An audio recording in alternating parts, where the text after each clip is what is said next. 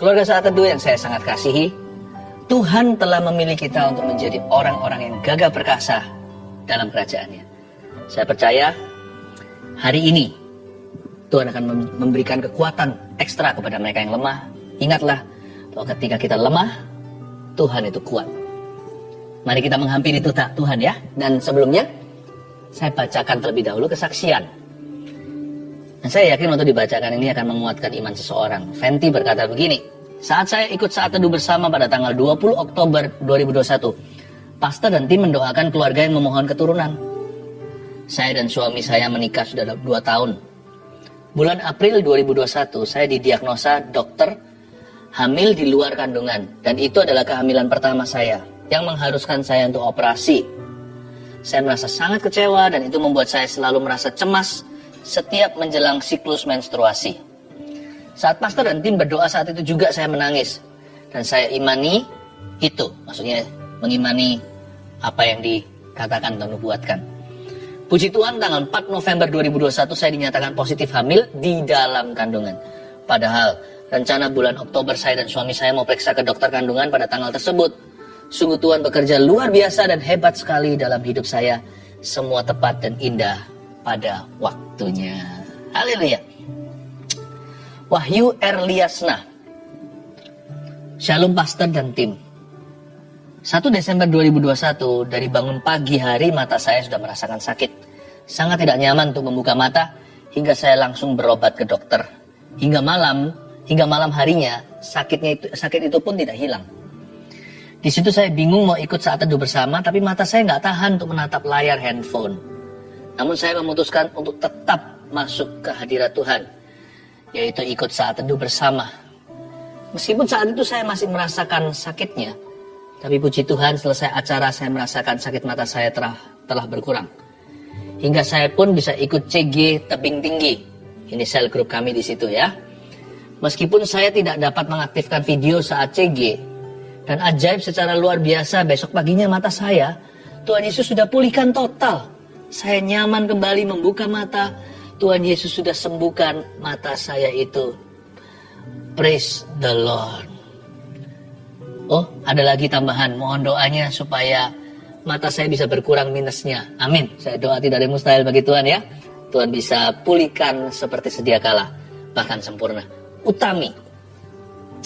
Shalom, saya mau menyaksikan kebaikan dan kemurahan Tuhan atas kesembuhan untuk mama dan cici ipar saya dari sakit yang dialaminya. Mama di bulan September divonis kanker ovarium, stadium 2. Dan cici ipar bulan November lalu mengalami pembuluh darah pecah di otaknya. Ketika Pastor Philip berdoa buat yang kena sakit kanker, saya dan mama dengan iman percaya bahwa Tuhan sudah sembuhkan dan hancurkan setiap sel kanker dalam rahimnya. Puji Tuhan, setelah 1 bulan menjalani radioterapi, pada tanggal 3 Desember di hari terakhir terapi dan konsultasi dengan dokter, mama sudah dinyatakan sembuh. Yang mana harusnya masih harus menjalani 2 kali terapi internal. Tapi dilihat dari hasil lab, everything is fine. Demikian juga cici ipar yang bisa melewati masa kritis dan sekarang sudah sembuh karena mujizat Tuhan. Thank you pastor dan tim. Haleluya untuk setiap kesembuhan. Kanker pun tidak ada yang sukar bagi Tuhan untuk sembuhkan. Pembuluh darah pecah or whatever. Kalau kita bergantung pada kekuatan Tuhan, perkara-perkara ajaib terjadi. Yang penting, hati kita ini melekat padanya. Mari kita menghampiri tahta Tuhan untuk mendengarkan suaranya dan merasakan hadiratnya. Apa yang paling nikmat saat kita bersaat teduh? Yaitu kalau kita berdoa dan membaca firman bersama-sama dengan keluarga. Saya berharap Anda satu keluarga juga sama-sama sudah siap menerima firman Tuhan hari ini.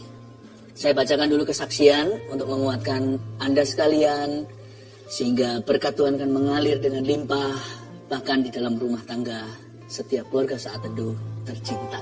Saya bacakan ya. Herlianti memberi kesaksian begini. Sejak saat saya mulai ikut Saat Teduh bersama, saya merasakan mujizat Tuhan. Ketika pastor doakan orang yang asma dan infeksi saluran kantung kemih, saya imani.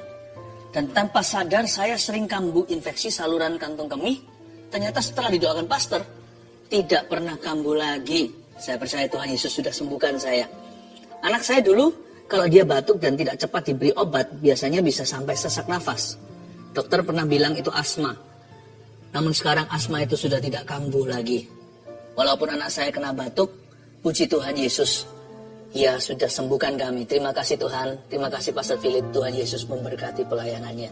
Haleluya. Asma, batuk, sakit apapun, yang ringan maupun berat, dalam Kristus selalu ada harapan ya. Ibu Linda, saya didiagnosa positif COVID-19 di awal Juni 2021. Awalnya, saya tidak merasa gejala apa-apa. Ketika saya konsultasi dengan dokter penyakit dalam, tidak ditemukan tanda-tanda penyakit COVID-19 itu. Dan saturasi saya pun baik-baik saja. Namun rasa takut dan sakit serupa mah itu selalu muncul saat subuh. Sakit sekali rasanya, sampai-sampai saya kesulitan untuk bernafas. Suami saya yang berbeda kepercayaan mulai mendoakan saya dan meminta saya mempercayai keyakinannya. Namun saya menolaknya dan tetap teguh percaya bahwa Tuhan Yesuslah satu-satunya juru selamat. Suatu hari ketika saya menyaksikan saat teduh bersama, Pastor Philip Mantova bernubuat tentang seorang ibu yang minum obat penenang dan obat mah, ibu itu akan sembuh total. Saya dikuatkan dan beriman bahwa hal itu adalah nubuatan untuk saya. Semenjak hari itu, rasa sakit dan kekhawatiran berlebihan itu perlahan-lahan hilang. Dan saya sudah jarang minum obat lagi. Jiwa saya makin dikuatkan, terutama melalui persekutuan dalam CG. CG di sini cell group ya. Banyak orang memiliki masalah jauh lebih pelik dari saya, tapi kami semua dapat tetap saling menguatkan. Saya percaya hanya Tuhanlah andalan saya. Haleluya. Bukan hanya disembuhkan, tapi juga memperoleh komunitas rohani yang saling menunjang. Puji Tuhan ya, saya berdoa juga keluarga Saat Teduh tidak ada satupun yang yatim piatu rohani. Semua akan menemukannya. Saya percaya Tuhan memberi kita rumah, bukan hanya di sorga, tapi juga di bumi ini. Yaitu saudara seiman yang peduli. Elita Siregar. Shalom, saya seorang ibu rumah tangga yang selama 10 tahun dipercayakan Tuhan merawat seorang anak cerebral palsy. Selama 10 tahun itu pula saya terus melanjutkan kuliah. Bukan untuk berkarier, melainkan untuk meneliti anak saya. Pada 7 Juli 2021, anak saya meninggal. Saya hampir depresi. Saya merasa semua yang saya lakukan dan harapkan sia-sia dan ingin mati menyusul anak saya. Dalam kedukaan yang dalam tanpa sengaja tayangan ulang siaran Saat Teduh bersama tentang bebas dari depresi muncul di YouTube. Saya skip, tapi muncul lagi dan lagi. Tanpa minat saya klik dan menonton tayangan itu. Di luar dugaan, firman yang disampaikan saat itu mengubah sikap hati saya. Saya kembali bangkit karena Tuhan belum selesai dengan saya. Kemudian saya ikut ujian CPNS pada tanggal 25 Desember 2021 dan dinyatakan lulus sebagai dosen di salah satu universitas negeri di Depok, Jawa Barat. Saat ini saya yang dahulu hanya seorang ibu rumah tangga telah mulai mengajar di tempat yang baru dan hingga saat ini saya adalah jemaat Saat Teduh bersama Pastor Philip. Haleluya. Puji Tuhan ya, saya hatinya berbunga-bunga kalau mendengarkan kesaksian seperti ini. Ingin segera mencium kaki Yesus dan berkata terima kasih, semua adalah karena perbuatanmu. Kalau orang lain ditolong, keluarga kita juga. Mari kita masuk ke hadirat Allah. Come on guys, let's worship Jesus together.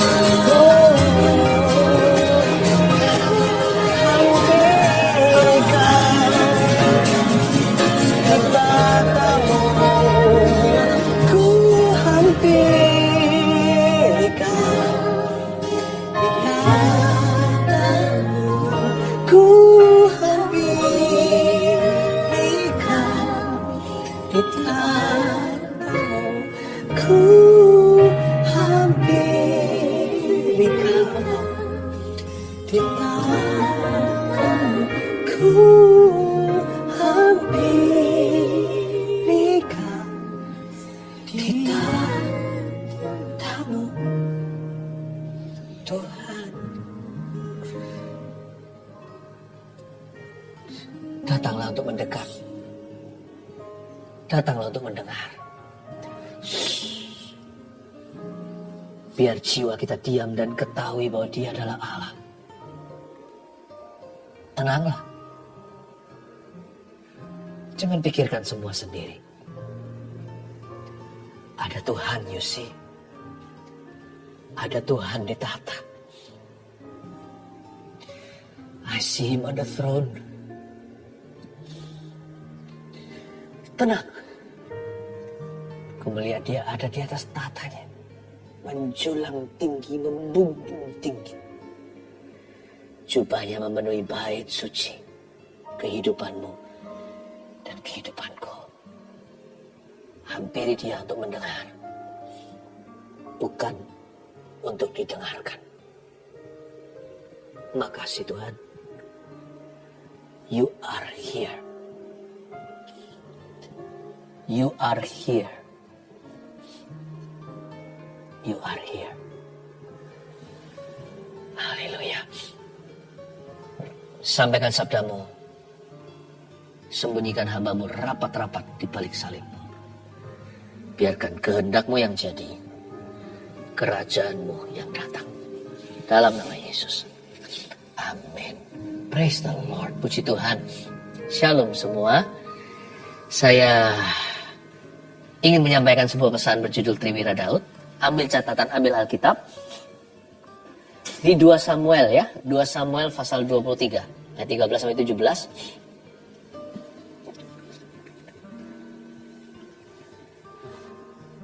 Cerita 3 pahlawan ini akan mempersiapkan kita menjelang akhir tahun untuk berdoa. Mengambil sikap hati atau posisi di hadapan Allah untuk mendengar suaranya. Dan kalau kita mau melangkah ke tahun depan, belajar dari 3 pahlawan ini. Saya yakin kalau kita menerapkan apa yang mereka lakukan, terutama jikalau kita mengaplikasikan hati mereka bertiga, saya yakin kita tidak akan salah jalan masuk tahun depan. Hari-hari ini sudah waktunya masa-masa kita tenang dan berdoa. Saya sarankan Anda, kalau Anda nggak sibuk sekali gitu, increase your prayer a bit, tingkatkan jam doa Anda sedikit. Ya, kalau Rabu Sabtu sih sudah fix 1 jam setiap live-nya.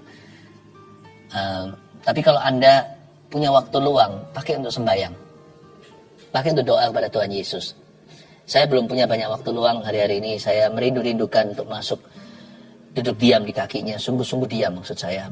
Berjam-jam saya menantikan. Tapi saya layani Anda dulu ya. Saya layani Anda dulu. Pemimpin itu makan terakhir. Saya mau dorong Anda untuk merenungkan firman sungguh-sungguh supaya dalam. Nanti tahun depan itu kalau terjadi percepatan, Anda diberi mimpi dan penglihatan, Anda tidak akan kelewatan. Jadi saya lagi susun, sabar-sabar juga. Saat teduh menjelang akhir tahun ini akan banyak sekali pesan-pesan untuk mempersiapkan Anda ke tahun depan. Nanti akan ada pengumuman juga. Old and New tahun, akhir tahun saya usahakan untuk bisa kita ketemuannya, kita berdoa. Ganti tahun itu kita bisa bersama. 2 Samuel 23 ayat 13 sampai 17 saya baca ya. Sekali datanglah 3 orang dari ke-30 kepala mendapatkan Daud menjelang musim menuai dekat gua Adulam, sedang sepasukan orang Filistin berkemah di lembah Refaim. Pada waktu itu Daud ada di dalam kubu gunung dan pasukan pendudukan orang Filistin. Pada waktu itu ada di Bethlehem. Lalu timbullah keinginan pada Daud dan ia berkata, sekiranya ada orang yang memberi aku minum air dari perigi Bethlehem yang ada di dekat pintu gerbang. Lalu ketiga pahlawan itu menerobos perkemahan orang Filistin.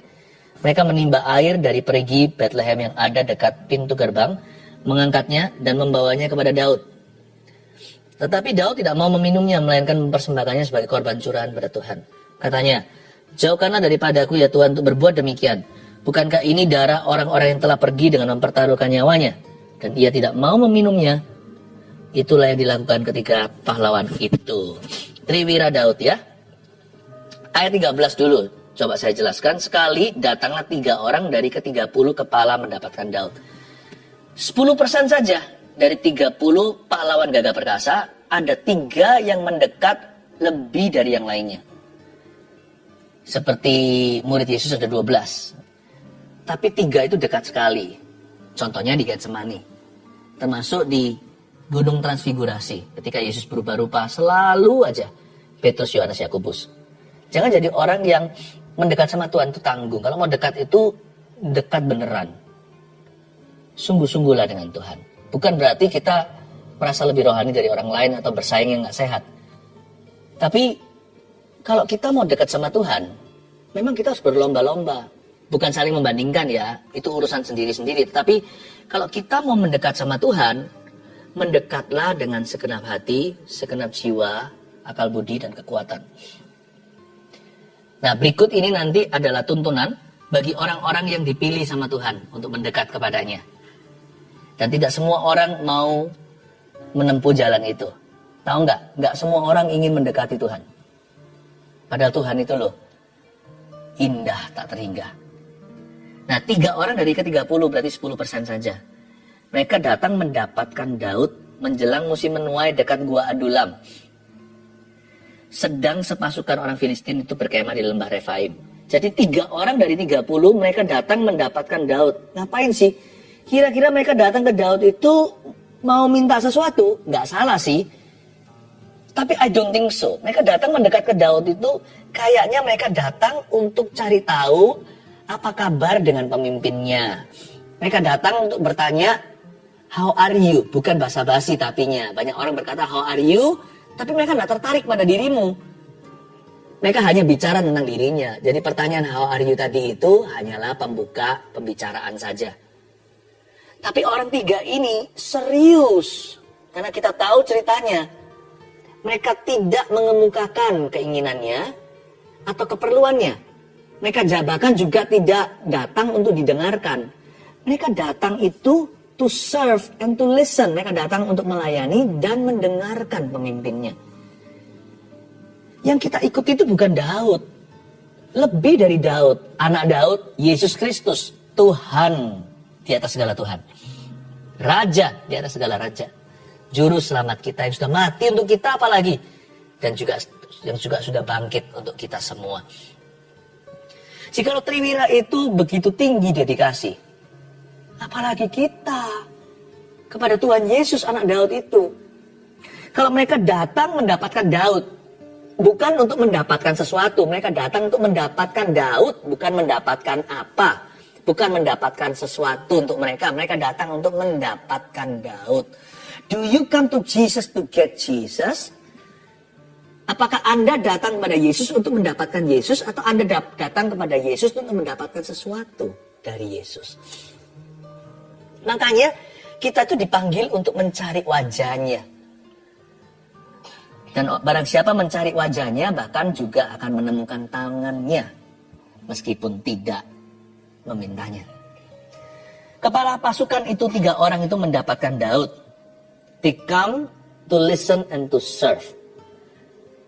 Lalu mereka itu sedang berkemah di dekat orang Filistin. Kalau kita baca ya. Menjelang musim menuai dekat Gua Adulam, sedang sepasukan orang Filistin itu berkemah di lembah Refaim. Situasinya tidak kondusif. Orang-orang gagah perkasa ini, orang-orang gagah perkasa itu, mereka di depan lembah Refaim. Kita harus tahu orang Filistin ini adalah raksasa semua. Mereka ini berkemah di lembah Refaim. Kalau Anda tahu kata Refaim di situ itu giants. Itu raksasa. Situasinya nggak kondusif. Ketika mereka datang mendapatkan Daud, situasi atau suasana tidak bersahabat. Tetapi cinta kasih mereka kepada Daud ini melebihi bahaya.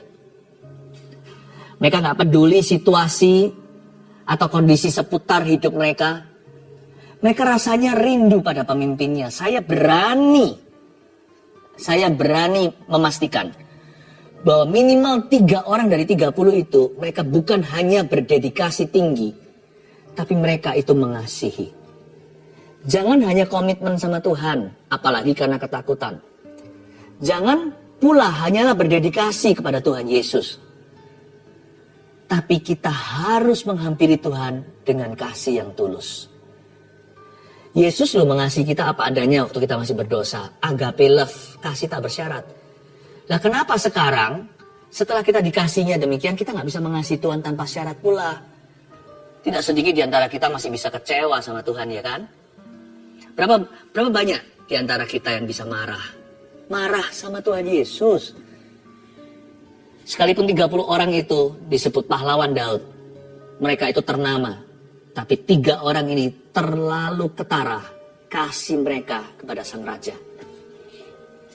Mereka datang mendapatkan Daud, sedangkan orang Filistin berkemah di lembah Refaim, the valley of the giants, lembah orang-orang raksasa seperti Goliat dan kawan-kawannya. Ayat 14, pada waktu itu Daud ada di dalam kubu gunung dan pasukan pendudukan orang Filistin pada waktu itu ada di Bethlehem. Ini kejadiannya di Bethlehem down south atau di sebelah selatan. Lalu timbullah keinginan pada Daud dan ia berkata, sekiranya ada orang yang memberi aku minum air dari perigi Bethlehem yang ada di dekat pintu gerbang. Ayat 15 ya, coba kita renungkan. Lalu timbullah keinginan pada Daud. Kok mereka tahu? Berarti mereka cukup dekat. Daud ini nggak teriak. Kata ia berkata, sekiranya ada orang yang memberi aku minum air dari perigi Bethlehem. Kata ia berkata itu, he whispered. Dia menggumam, kayak seperti ini loh. Contohnya, kalau kita lapar. Aduh laparnya ya, pengen nasi campur. Itu bukanlah announcement atau pengumuman. Kita juga nggak pakai corong, kita juga nggak pakai sound system, nggak pakai mikrofon. Daud itu ngomong, bicara begitu tuh pada dirinya.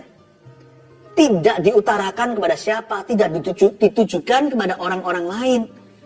Tapi kebetulan karena posisi lokasi mereka itu amat sangat dekat, terdengar pula. 3 orang ini bukan nguping.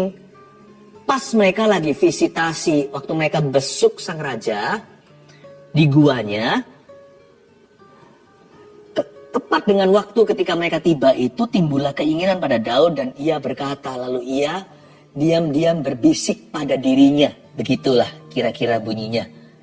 Aduh. Atau sekiranya ada orang yang memberi aku minum air dari perigi Bethlehem yang ada dekat pintu gerbang. Bethlehem itu nilainya sentimental dalam kehidupan Daud. Bagaimana tidak? Tanah kelahiran, kampung halaman. Di Bethlehem dia punya banyak pengalaman. Yang namanya sebagai seorang gembala domba, dia pasti bawa ke air yang tenang. Tidak heran dia memberi minum ternaknya itu dari air perigi di situ. Dan sekaligus dia sendiri harus minum ya kan. Jadi bagi Daud itu ada memori indah. Bethlehem itu sesuatu yang gimana gitu di hatinya. Dan pada waktu mereka mendengar Daud menggumam dan berkata, aku pingin minum air itu. Mereka tahu bahwa it meant more to David than just water. Itu artinya atau nilainya lebih bagi Daud daripada sekedar air yang sejuk yang bisa melepas dahaga. Daud itu berkata, sekiranya ada orang yang memberi aku minum air dari perigi Bethlehem, I miss my hometown. Aku rindu kampung halamanku. Daud kan sedang susah nih, lagi di gua. Tapi mereka bisa menangkap isi hatinya dengan cepat. Karena mereka datang bukan bawa agenda. Kebanyakan kita kan begini. Kita seolah-olah mendengar, tapi kita nggak mendengarkan. Kita datang ke Tuhan itu sudah datang dengan Son. Udah 1, 2, 3 ini listku, daftarnya nggak ada yang salah sih. Doa ya harus pada Tuhan, masa minta sama tetangga. Jangan-jangan nanti menyembah berhala. Perlu apa? Doa Bapa kami. Beriku rezeki hari ini. Minta itu sama Tuhan, nggak ada yang salah. Tapi di atas kebutuhan kita, ada kasih untuk Tuhan. Waktu kita datang menghampiri Tuhan itu, kita menghampiri untuk didengarkan atau untuk mendengarkan. Karena mereka datang dengan kuping terbuka, dengan hati yang sungguh mengasihi. Apa yang harusnya lewat masuk telinga kiri, keluar telinga kanan, mungkin itu yang akan terjadi pada teman-temannya yang lain, 27 yang lainnya. Tapi bagi mereka bisa mendengar dengan jelas. Karena mereka itu datang untuk cari tahu pada Daud. Raja, what can I do for you? Apa yang bisa kulakukan bagi Baginda? Mereka datang bertanya pada Tuhan itu sungguh-sungguh tulus. Lord, how are you? Tuhan, apa yang aku bisa lakukan bersama denganmu dan untukmu? Mereka datang itu untuk cari tahu, mendapatkan Daud. Sedangkan seringkali kalau kita datang pada Tuhan itu, ada maksudnya, ada kemauan. Kita semua suka makan udang. Ada udang selalu di balik batu.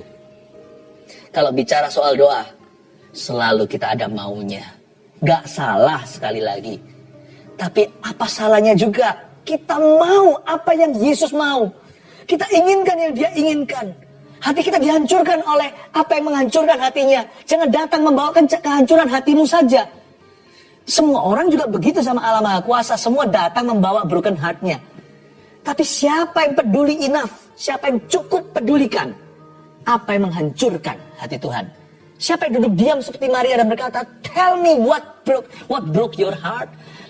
Beritahu aku apa yang menghancurkan hatimu. Beritahu kepadaku Tuhan, isi hatimu. Jarang loh yang seperti itu. Itu mungkin salah satu arti banyak yang dipanggil. Sedikit yang dipilih. Banyak yang dipanggil. Sedikit yang mengerti. Banyak yang dipanggil. Panggil berdoa juga. Sedikit yang peduli. Do you care about God? Tapi Tuhan kan maha punya. Dia kan maha tahu. Dia kan maha kuasa. Dia punya segalanya. I know.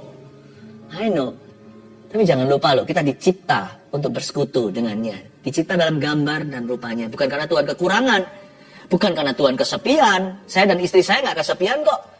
Saya bisa loh terdampar di satu pulau terpencil. Kami berdua aja sampai tua. Nggak akan kehabisan perbincangan. Tapi ketika kami mau punya anak. Bukan karena kami kesepian. Tapi karena kami mau menyalurkan kasih kami ini yang indah kepada putra-putri. Kami ingin bersekutu dengan orang yang mirip dengan kami. Kami ingin melihat kami di dalam diri mereka. Mereka di dalam diri kami. Kami ingin untuk berdialog. Kami ingin untuk saling memahami. Yang pasti orang tua pasti memberi. Tak harap kembali. Tapi kadang-kadang cukup gimana gitu. Kalau anak berbagi es krimnya waktu kecil. Kasih itu rasanya bangga anakku. Cinta padaku. Bukan untuk kepuasan Tuhan kita diciptakan. Tapi Tuhan rindu untuk punya hubungan yang saling mengasihi dengan kita. Jangan suruh Tuhan mengasihi kita doang. Pokoknya mengasihi kita melulu. Tuhan juga, tanda kutip, Tuhan gak ada keperluan, Tuhan ada kebutuhan. Oke, jangan salah tangkap. Tuhan juga tanda kutip butuh dikasih oleh kita loh. Pernah kita datang ke hadiratnya, Lord, how are you? Daripada, Lord, Tuhan, aku gini, aku gitu. Aku alami ini, alami itu. Aku maunya begitu, aku maunya begini. Pokoknya Tuhan, kita datang pada Tuhan itu bombardir. Das. Lalu terakhir, aku mau menyenangkanmu. Kenapa kita gak datang dulu dan berkata, Lord, how are you? I want to hear you. Aku mau mendengarmu. I want to listen to your heart. Aku ingin mendengarkan hatimu. Itu dia. Ya. Ini perbedaannya. Lalu di ayat yang 16, lalu ketika pahlawan itu menerobos perkemahan orang Filistin, mereka menimba air dari perigi Betlehem yang ada dekat pintu gerbang, mengangkatnya dan membawanya kepada Daud. Tetapi Daud tidak mau meminumnya, melainkan mempersembahkannya sebagai korban curahan kepada Tuhan. Ayat 16, ketika mereka menangkap isi hati Tuhan, lalu ketika pahlawan itu menerobos perkemahan orang Filistin, mereka menimba air dari perigi Betlehem. Persis seperti yang Daud inginkan. Jadi bagi Triwira atau 3 pahlawan ini, mereka seolah-olah berkata kepada sang raja, your wish is my command. Mereka seolah-olah berkata begini, Daud, Baginda, Rajaku, harapanmu adalah perintah bagi kami. Bayangin, kalau harapan Tuhan itu perintah bagi kita, bagaimana dengan perintahnya?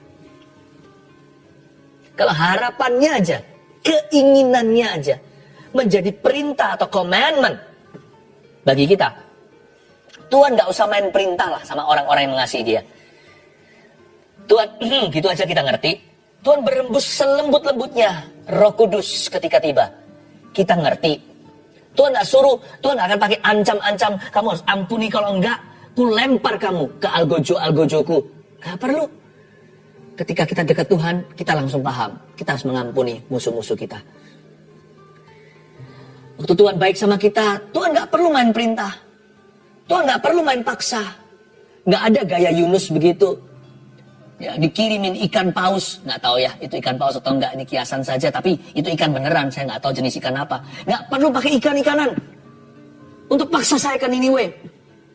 Kalau hati Tuhan berdarah untuk kota itu yang nggak bisa membedakan tangan kiri dari tangan kanan. Kalau nggak ada orang yang mau, saya mau jadi Yesaya, ini aku, utuslah aku. Kalau Tuhan pilih dia, kalau dia nggak mau, utuslah saya. Saya mau nginden Tuhan. Saya mau antri, mau jadi waiting listnya. Sementara banyak orang berkata, kalau engkau mengutus aku, memilih aku, kasih aku tanda. Beri aku sign from heaven. Aduh, kita ini siapa dikasih tanda sama Tuhan? Are we that important? Kita sepenting itukah sampai minta tanda? Dikasih tanda ya puji Tuhan, boleh sih minta. Tapi saya sih merasa, who am I? Your wish is my command.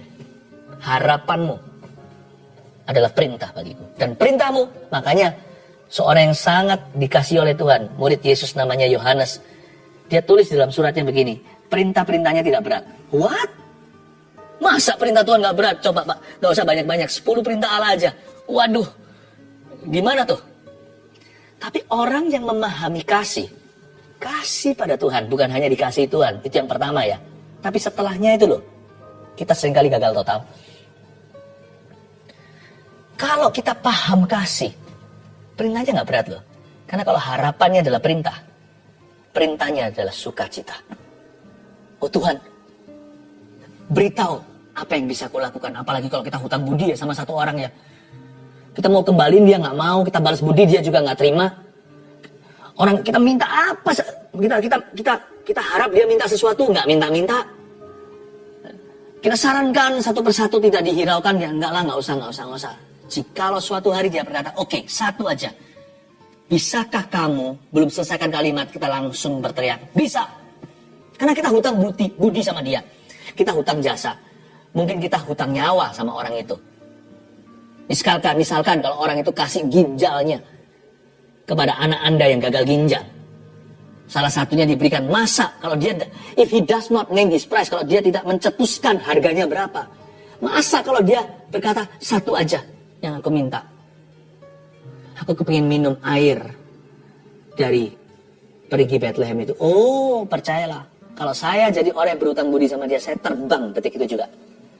Jangan saya berikan satu air, saya belikan satu truk air untuk orang itu. Kalau kita cinta, kalau kita tahu kasih, harapan seseorang itu adalah perintah bagi kita. Apalagi jika orang itu berjasa. Yesus kurang jasa apa? Yesus tiada duanya. Yang terpaku digantung di salib itu bukan kalung atau perhiasan dengan salib-saliban. Itu orang beneran. Yesus Kristus namanya. Wah. Your wish is my command. Your command is my joy. Perintahmu adalah sukacitaku. Dan lalu, gak hanya itu, mereka itu, ayat 16, ketika pahlawan itu menerobos perkemahan orang Filistin, mereka menimba air. Dari mana? Dari perigi Bethlehem. Gak hanya di situ ya, bukan hanya perigi Bethlehem, tapi lokasinya pun disebut. GPS-nya ada. Yang ada di dekat pintu gerbang. Berarti di Bethlehem ada beberapa perigi atau beberapa sumur. Spesifikasinya diberi, yaitu persis yang ada dekat pintu gerbang. Sepertinya hanya satu saja perigi yang demikian. Persis mereka perginya ke titik lokasi. Door to door. Mereka tidak ke kanan atau ke kiri. Mereka nggak menyimpang kemana-mana. Mereka nggak berkata, air ya air lah. Semua air ya sama. Kira-kira kurang lebih. Ya udah, daripada masuk ke Bethlehem bahaya. Situ Refaim semua. Itu orang-orang raksasa, Goliat dan kawan-kawannya. Udahlah, kita ambilin air dari luar Bethlehem, sedikit di luar kota, nggak persis yang di dekat pintu gerbang, sedikit di sana tikungan. Apa bedanya sih? Water is water ya kan? Masa bisa raja merasakan bedanya? Udah nggak apa-apa. No, You know, you have to know God's wills, they are always specific. Kehendak Tuhan itu selalu spesifik. Jadi kalau Tuhan maunya itu, jangan kompromi. Kalau Tuhan berkata di sana, jangan tawarkan alternatif. Makanya Yesus ngomong gini ketika di Getsemani. Aku sih maunya begini, secara daging nih. Tapi bukan kehendakku jadi, namun kehendakmu yang jadi. Kata namun kehendakmu yang jadi itu namun persis seperti yang kau kehendaki. Tidak lebih 1 senti, bahkan 1 mili. Tidak ke kanan atau ke kiri. Tidak kurang atau tidak lebih. Persis itu spesifikasi. Di mana lokasinya? Periginya Bethlehem. Tapi bukan sembarang sumur yang ada. Bukan asal air saja. Yaitu yang ada di dekat pintu gerbang. Itu dia. You have arrived. GPS-nya bunyi begitu. Jadi kalau Anda dan saya mau melakukan kehendak Tuhan, pastikan spesifik ya. Karena Tuhan punya kehendak itu selalu spesifikasi. Tuhan itu selalu detil. Jangan main kira-kira sama Roh Kudus. Karena Roh Kudus bukanlah roh kira-kira. Roh Kudus adalah roh presisi. Kehendakmu jadi. Tapi Daud gak mau minum akhirnya. Karena Daud memang bukan Yesus kan. Melainkan mencurahkan persembahannya itu. Melainkan mempersembahkan sebagai korban curahan. Lalu dia berkata, jauhlah padaku untuk berbuat demikian. Mereka itu mempertaruhkan darah dan ia gak mau meminumnya. Itu yang dilakukan ketiga pahlawan. Ya, sama ya. Segala sesuatu itu ujungnya selalu kemuliaan Allah dalam kehidupan kita, bukan kemuliaan kita. Daud pun gak berani karena orang-orang itu mempertaruhkan nyawa. Sedikit tambahan aja. Sebelum saya kasih rangkuman atau summary daripada sharing hari ini. Ada hal-hal tertentu next year tahun depan yang tidak boleh Anda terima. Nggak tahu itu apa. Catat aja, taruh di hati. Nanti waktunya God will ring the bell. Di dalam spirit atau dalam roh Anda akan dinyalakan alarmnya. Yang ini jangan kamu terima. Karena yang beginian hanya untuk Tuhan. Ya. Ada hal-hal tertentu yang tidak boleh kita terima sekalipun kita bisa. Ada hal tertentu yang kita harus tolak mentah-mentah. Dan sopan-sopan dan berkata, no, aku tidak bisa menerima ini atau mengambil ini. Karena ini milik Tuhan di hidupku. Ya, 3 hal. Kita pelajari Triwira Daud seperti apa ya. Nomor 1, menghampiri Tuhan untuk mendengarkan isi hatinya. Seperti saya katakan tadi, sebagian besar dari kita itu selalu menghampiri Tuhan untuk didengarkan isi hatinya. Isi hatinya itu N huruf kecil, yaitu isi hatimu. Hanya sedikit saja yang datang ke Tuhan untuk mendengarkan isi hatinya, bukan untuk didengarkan isi hatimu. Kita datang ke Tuhan untuk mendengarkan Dia, bukan supaya kita didengarkan.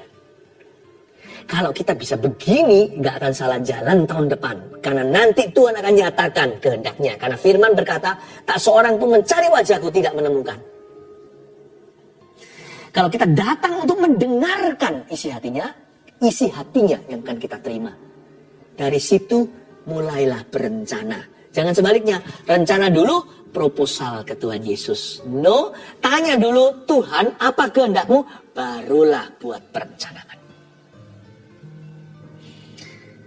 Yang kedua, melawan segala ketakutan demi apa yang Tuhan inginkan.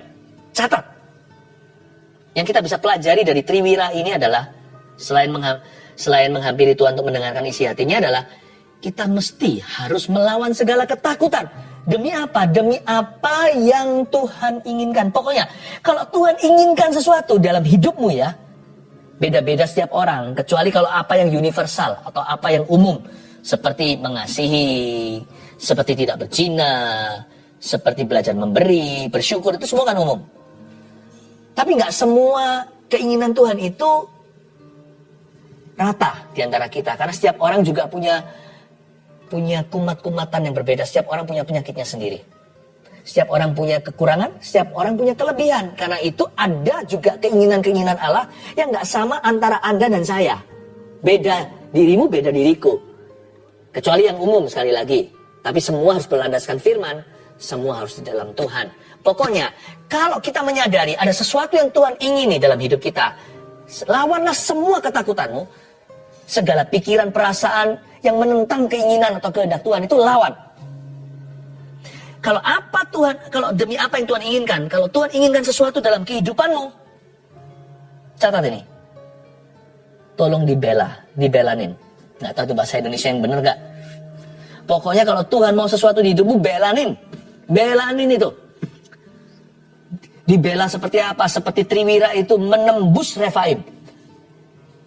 Emangnya gampang kita tuh menerobos? Gak gampang. 3 masuk, keluarnya hanya 2 yang berperang, bukan yang satu mati. Yang satunya pegang aqua. Dan bukankah air itu mudah pecah? Dia mau bawa pakai apa? Kaca? Bisa pecah belah. Mau pakai plastik?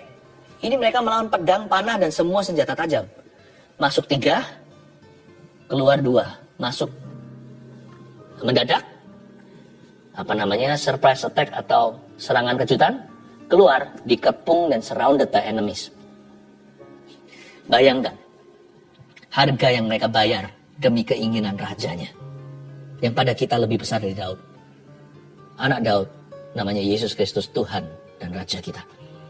Lawanlah segala ketakutan, jangan beralasan. Kalau Tuhan mau ini dalam hidupmu, sesusah-susah mengampuni sekalipun Anda disalai berkali-kali, belanin Tuhan Yesus.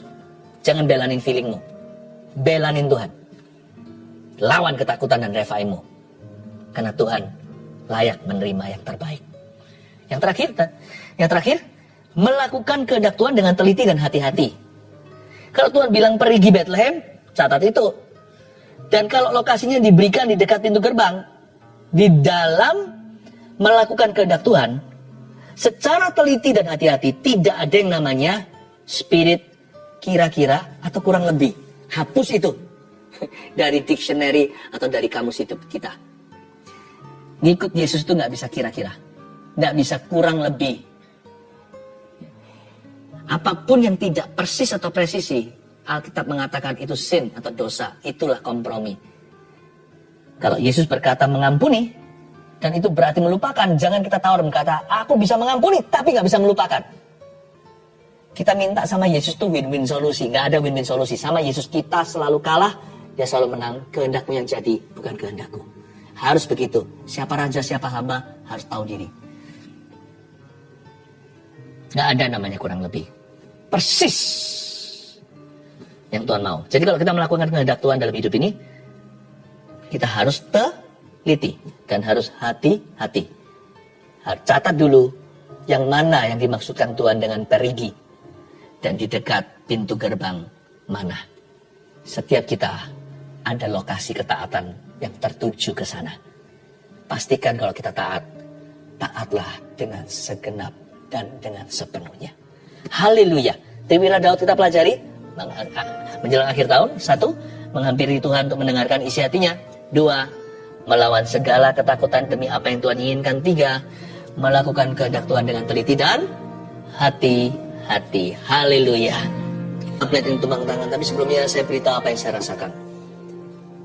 Saya rasakan ada di antara Anda, tidak sedikit sebenarnya, yang bergumul dengan penolakan manusia. Sebagian disakiti teman, pacarnya, atau ex-nya, bahkan suami atau istrinya.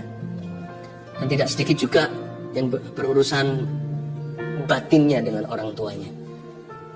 Selama ini Anda hanya merasakan kesepian. Yang Anda rasakan ya lumrah sebagai manusia sebelum dengar firman seperti ini. Yang Anda terus rasakan adalah penolakan mereka. Hari ini bertobatlah. Bilang sama Tuhan Yesus, ampuni aku, selama ini aku lihat lubang donatnya. Sementara selama ini kau selalu menungguku, menyambutku, kau membelai aku. Saya bisa rasakan di belakang saya ini seperti semutan. Dan saya tahu hal-hal seperti ini peka. Ini bukan perasaan saja, bisa saja fisik. Tapi bisa saja tubuh saya menangkap sinyal-sinyal hadirat Tuhan ada di sini. Seperti ada belayan-belayan. Saya rasakan belayan itu sebenarnya untuk Anda. Saya hanya menjadi kepanjangan lidah. Lalu di antara Anda sekarang, beberapa orang merasa seperti di lehernya sini seperti ada sesuatu yang naik turun. Tiba-tiba semua kebencian, penolakan, kepahitan itu muncul semua ke permukaan. Naik turun. Seperti ada sesuatu yang mau dikeluarkan, seperti mau muntah. Di sebelah sini. Naik turun. Anda merasa Anda adalah anak tertolak. Anda merasa Anda adalah istri tertolak. Ayo cepat-cepat sekarang berdoa. Kalau itu adalah Anda. Kalau itu adalah Anda. Sekarang ulurkan tangan ke depan aja sambil saya pegang tablet ini dan sekalian mendoakan untuk semua orang. Ulurkan ke depan. Tuhan Yesus. Bilang sama saya, Tuhan Yesus, ampuni aku selama ini lihat lubang donatnya. Mulai hari ini yang kurasakan adalah kasih, bukan penolakan manusia. Yang kurasakan adalah penerimaan Allah. Terima kasih Engkau sayang padaku. Aku tidak mau berhubungan lagi dengan roh kepahitan ini dan roh penolakan ini. Aku putuskan di dalam nama Yesus. Aku perintahkan setiap roh penolakan untuk meninggalkan orang-orang itu sekarang. Di dalam nama Yesus Kristus. Keluar. Di dalam nama Tuhan Yesus Kristus. Tinggalkan orang-orang yang kau jajah bertahun-tahun ini. Kau roh penipu, roh najis, roh kepahitan, roh penolakan yang naik turun di leher orang itu. Seolah-olah semua gelembung itu keluar, semua memori itu datang. Aku perintahkan di dalam nama Yesus untuk kau meninggalkan mereka dan jangan pernah kembali, jangan ganggu mereka lagi. Karena mulai hari ini mereka akan merasa dikasih dan orang-orang ini akan bertumbuh dalam kasih karunia. Terimalah roh pengampunan, ampuni setiap orang yang melukaimu. Sembari Anda minta ampun sama Tuhan karena tidak jarang Anda yang melukai orang. Tapi sekarang terimalah pengampunan sambil terus semuanya diulurkan tangan, diangkat tangannya. Dan permohonan doa terus masuk tablet yang saya pegang dan juga dipegang oleh tim saat ini. Oh Tuhan, terima kasih. Roh Kudus jamah, kau mengasihiku. Tetap diulurkan tangannya. Roh Kudus akan minister to you. Lebih dari yang kuduga, bahkan di saat ku. Thank you Lord. Tiada menyadarinya, kau sentuh hatiku dengan kasih yang sempurna. Kau menyayangiku lebih dari yang saudara-saudara yang mau berdoa untuk memperoleh keturunan yang selama ini belum diberkati dengan momongan, Anda letakkan kalau suami istri di sini, kalau Anda sama-sama saat teduh, please gandeng tangan. Mama atau sang istri bisa pegang ke perutnya sebagai simbol aja kekandungannya, atau bisa bergandengan tangan dengan pasangannya. Tuhan Yesus, hamba berdoa. Simpel saja doa, tidak seperti orang Farisi yang bertele-tele. Aku berdoa untuk momongan yang dari Engkau, yang terbaik dari yang pria maupun yang wanita, dari suami maupun istri. Ya Tuhan Yesus, Kau titipkan ke dalam kandungan itu. Hamba berdoa di dalam nama Yesus untuk bibit unggul, benih-benih yang ilahi. Ya Tuhan, keturunan-keturunan yang diberkati. Ingatlah mereka ketika hari ini suami istri ini berdoa. Ingatlah mereka. Ku berkati di dalam nama Yesus kehidupan di dalam sang suami, dalam tubuh sang suami, benih di dalam diri sang suami, dan ku berkati kandungan di dalam tubuh sang istri. In Jesus name, mulai sejak saat ini Tuhan akan membuka tingkap langit dan mendengarkan doa ini dan menjamah. Letakkan tangannya semuanya. Ada seorang anak yang baru saja ulang tahun 4 tahun. Anda berkata seperti ini, orang tua. Aku percaya nanti ulang tahun ini ada mujizat terjadi. Dia berbicara, tapi sampai sekarang belum berbicara. Waktu kemarin dia ulang tahun. Anda kecewa sekali rasanya kok Tuhan tidak dengarkan doa. No. Yesus datang terlambat untuk membangkitkan 4 hari, ingat. Dia sudah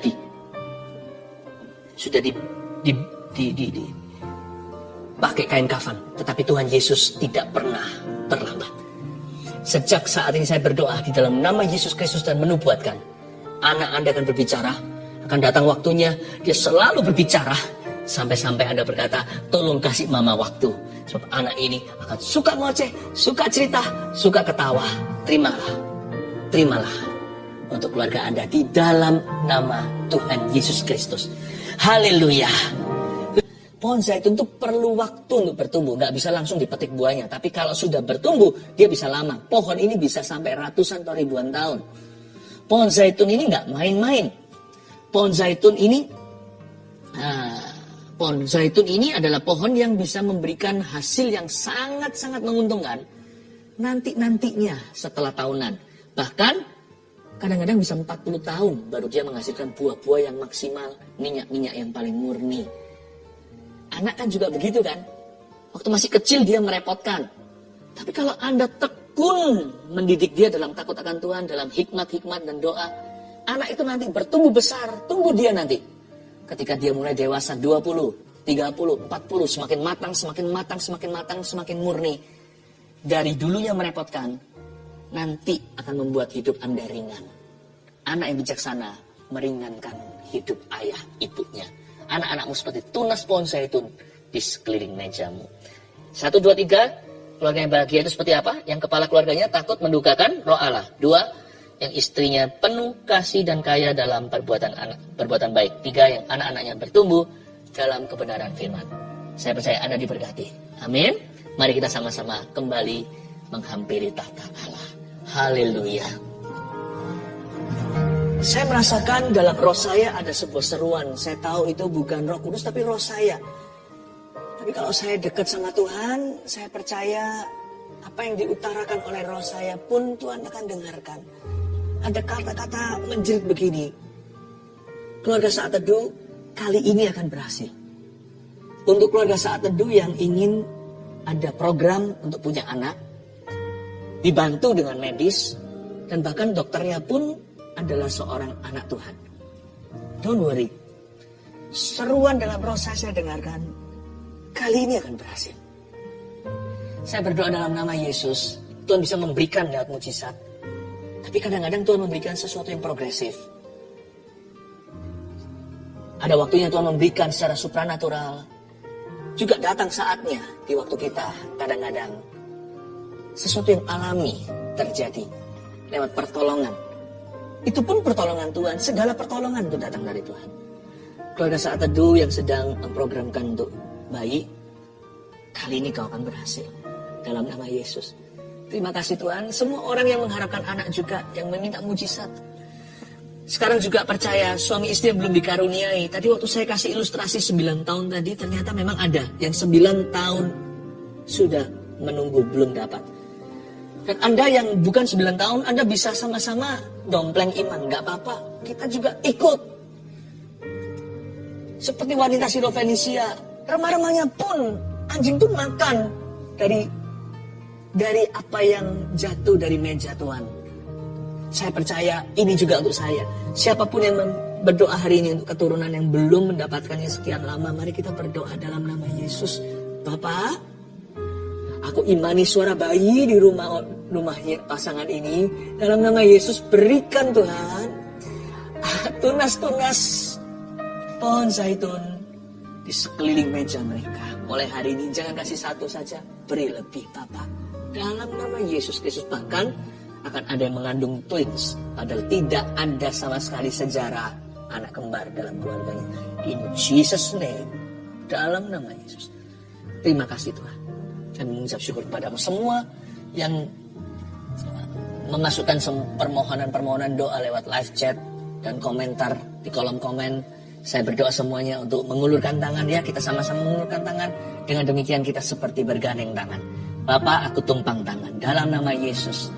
Hamba minta ya Tuhan mujizat yang dinanti-nantikan untuk mereka. Hari inilah hari yang dijadikan Tuhan. Mari kita bersuka cita di dalamnya Tuhan Bapa yang baik. Aku percaya keluarga Saat Teduh masing-masing memperoleh satu rahmat dari Engkau. Hari ini ketika kami Saat Teduh bersama. Kasih satu rahmat, kasih satu berkat. Dalam nama Yesus. Haleluya, haleluya, amin. Dengarkan firman Tuhan. Dengarkan Roh Kudus yang menaruh kata-kata ini. Sepanjang tahun aku merindukan untuk menuntunmu dekat padaku. Namun setiap hari kau sibuk sendiri. Tak ada waktu untuk aku. Padahal aku ingin menunjukkan jalan kehidupan, kata Tuhan. Padahal aku rindu sekali untuk menuntunmu ke air yang tenang. Beban yang kau pikul itu tidak seharusnya, tidak sepatutnya. Buat apa? Jikalau engkau belajar berserah dan percaya, dengar-dengaran dengan Allahmu. Seketika itu juga aku akan membungkam musuhmu dan memutar balikan semua keadaan dan memberimu makan gandum hingga kenyang-kenyang. Kenapa kau belanjakan sesuatu yang bukan roti? Kenapa kau habiskan uangmu untuk sesuatu yang tidak menjawabmu? Akulah Tuhan Allahmu, diam dan ketahuilah bahwa aku adalah Allah. Datanglah mendekat. Jangan seperti kuda atau keledai atau bagal yang perlu tali les dan kekang, kalau tidak dia tidak akan mendekat padaku. Mengapa engkau menjauh, anakku? Mengapa engkau menghindari aku? Sepanjang tahun aku mengejarmu. Keluarga, saat itu saya merasakan kalimat itu Tuhan taruh tadi waktu kita berbahasa lidah. Itulah interpretasinya. Saya merasakan ada orang-orang yang sudah setahun ini banyak menghindari Tuhan karena kesibukan.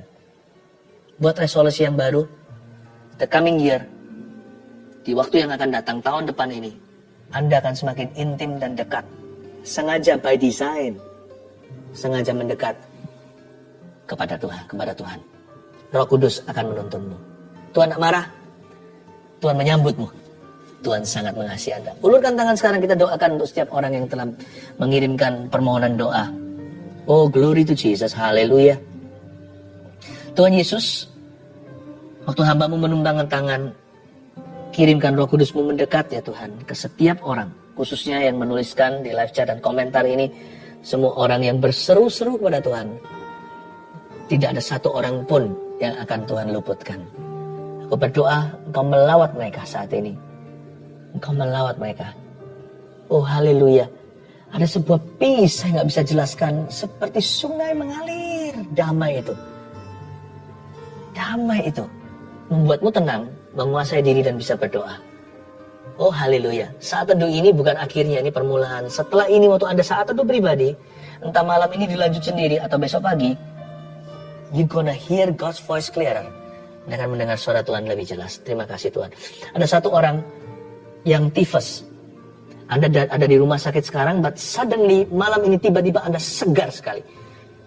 Tapi tentunya biarkan dokter yang akan melepaskanmu, mengizinkan Anda pulang. Tapi sekarang juga ketika saya berdoa, seperti ada setrum dari atas kepala hingga bawah kakimu, khususnya di bagian dada dan perut situ.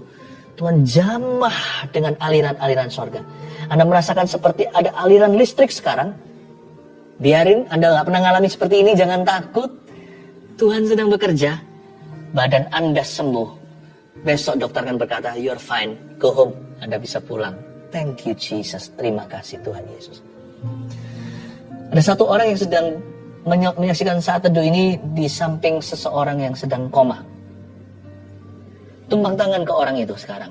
I rebuke that darkness. Aku tengking setiap suatu kuasa kegelapan dalam diri orang tersebut, setiap belenggu dan kegelapan itu yang menimpa tubuhnya dan jiwanya, seluruh badannya, sehingga sekarang dia dalam kondisi tidak berkutik. Aku patahkan dalam nama Yesus Kristus. Bangun. Di dalam nama Yesus, malam ini kau bangun di dalam nama Yesus Kristus. Iblis kau enyah. Dan Tuhan sudah mengampuni dosanya. God forgive that person. Tuhan ampuni dia. Di dalam nama Tuhan Yesus Kristus. Haleluya. Anda bisa letakkan tangan kembali. Hingga